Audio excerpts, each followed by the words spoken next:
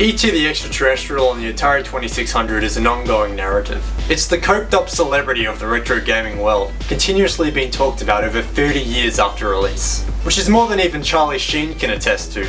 Remember him? No? My point exactly. It started with it simply being a shit, unplayable game. But that led to it helping with an industry-wide video game crash of the 1980s, which then led to urban myths of hundreds of thousands of unsold copies being buried in the New Mexico desert. Those things made it famous. So famous in fact that famed video game reviewer, James Rolfe, who was the angry video game nerd, didn't make a standard episode about it, but instead a whole goddamn movie. In this special episode of Retro Gamer, we'll be investigating why it's so crap, how it came to be so crap, and talk about the urban legends where new information has come to light in the year of our Lord, 2014. Hit it!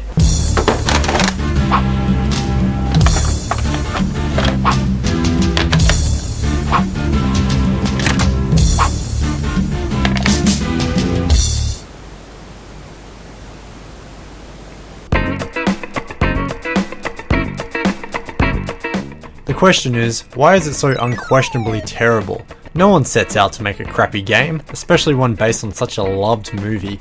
Oh yeah, just in case you were wondering, the name isn't a coincidence. This game is based on the 1982 movie of the same name. That movie was released in the June of that year, with development of the game starting late July. The problem though, was that the completion was scheduled for September 1st, only 5.5 weeks later. This was because Atari wanted it to coincide with the holiday season, and the whole mammoth task was piled onto a poor chap named Howard Warshaw, of Yar's Revenge fame. The problem wasn't poor programming skills, the problem was insane time restrictions for such a blockbuster game. They even skipped the testing phase in order to get it out on time. The result was an incredibly buggy game that was borderline broken. It's reported that Atari spent somewhere between $20 to $25 million on the licensing rights, which was an insane amount at the time. This game was going to be big. All in all, this game cost close to $125 million to produce. This is the part that helped with the video game crash of 1983.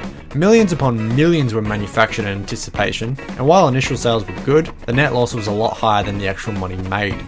At the end of the day, this game sold 1.5 million copies, which is definitely not a figure to wag your bright red finger at. It's reported that up to 4 million copies were sent back to Atari. Having so much dead stock lying around, Atari had to deal with a huge financial problem as well as a logistical one. What to do with all that stock? Well, that's where the urban legends come into play.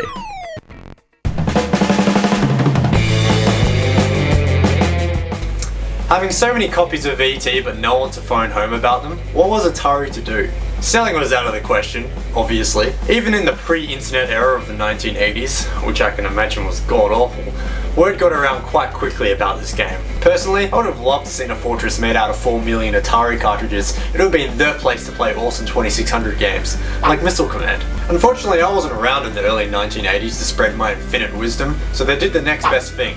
They buried them all. While lightly reported on by newspapers at the time, because again the internet was a wee bubble in comparison to now, the fact that they buried the loot became an urban legend.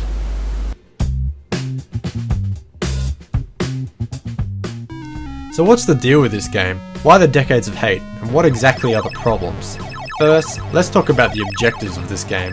It is based off the movie somewhat faithfully. You control E.T. throughout a bunch of screens searching for parts to build a telephone, which of course will be used to, well, phone home. You're doing all this while a score counts down when you move or use powers, and you must avoid a scientist and an FBI agent in the process. There are Reese's Pieces to collect, which you'll just have to imagine since they're represented as dark green dots, but they give you a boost in points. You'll want to avoid the scientist since he takes your Reese's Pieces and takes you to a laboratory, and the agent, as a city bastard he is, will steal your phone pieces. When you finally do phone home, the score you have at that point is what you'll want to beat the next time you play. On paper it doesn't sound that bad, does it? The thing is though, this game needed refining. It needed more refining than, well, nothing. Future jokes will be, it needed more refining than E.T the Extra-Terrestrial on the Atari 2600. This game sets a precedent. Two major problems stick out like E.T.'s finger. The first being the pixel collision for the pits, which is where the phone parts are. Since the game is represented on a weird angle, it's hard to judge depth perception. You'll fall down these pits a lot because of those two things, no matter what part of E.T. touches the pit. Even if it is only a single pixel, you'll fall. To add on to that, it's incredibly easy to fall back into the pit once you levitate out because of the terrible collision code. The other rage inducer is the enemies. Even though there are only two of them, they're incredibly fast and regular. the game just doesn't give you a chance. Over that, it's not a game you can just pick up and play. If you have no instruction manual and try to play it anyway, you're going to have a terrible time. Luckily these days you can just Google it, and while I'm not going to go into specifics on how to play it, I can say without a doubt that you'd be lucky to guess correctly. I must stress though, this isn't the worst game ever made like it's always made out to be. Sure, it's bad, but I've played a lot worse. This was more like the final nail in the coffin for the industry at the time. This was special because it was basically the first movie tie-in game that was hyped to extreme, only to lead to major disappointment, marking it to be remembered. The fact that Atari lost so much money on it, which had a huge impact on the industry crashing, and they had to dispose of the extra 4 million copies in such a way, only added to the notoriety. In my opinion, if this game had a longer development time, even if only by a few weeks, I think it would have been miles better. Maybe not brilliant, but a solid compared to the storm of hate it currently receives.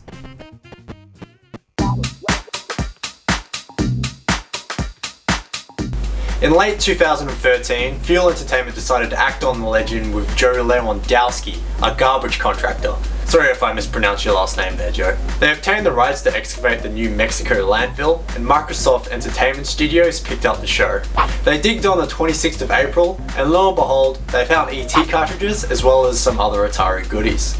While former Atari manager James Heller has said that 728,000 cartridges were buried, this still leaves a huge gap for the nearly 3.3 million other unsold cartridges. Since the documentary by Microsoft, which is to be called Atari Game Over, has not been released yet, we can't be sure how many they've dug up. Reports are simply lots. It's slated for release sometime of this year, which is 2014 if you're watching in the future.